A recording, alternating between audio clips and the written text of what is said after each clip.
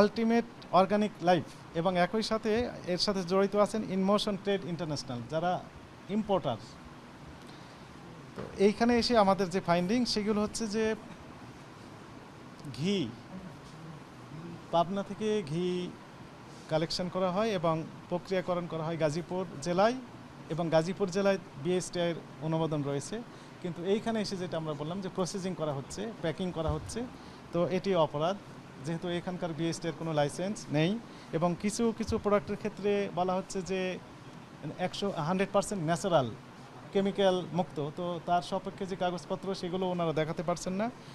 একই সাথে আরেকটা বিষয় আমরা খেয়াল করলাম, সেটি হচ্ছে যে বিদেশি অনেক প্রোডাক্ট রয়েছে যেগুলোর গায়ে নিজেরা স্টিকার মেরে দিচ্ছেন, এবং অ্যাভেলেবল স্টিকার, ইম্পোর্টার যে স্টিকার সেগুলো ইনারাই মেরে দিচ্ছেন। এটি মারার কথা না, এটি ইম্পোর্টার নিজেই মারবেন। হ্যাঁ, এটি অপরাধ। এই সকল অপরাধে এই প্রতিষ্ঠানটিকে 3,50,000 টাকা জরিমানা আরোপ এবং আদায় করা হয়েছে। একই সাথে ইনমোশন ট্রেড ইন্টারন্যাশনাল, ইনারা যেটি করছেন, ইনারা ইম্পোর্টার ডিক্লারেশন দিচ্ছেন যে এই প্রোডাক্টটি আমার, ঠিক আছে, কিন্তু কোনো অ্যাড্রেস তাদের নেই এবং কত টাকা দাম এমআরপি সেটি ডিক্লারেশন দেওয়ার কথা ছিল, সেটি দেওয়া হচ্ছে না।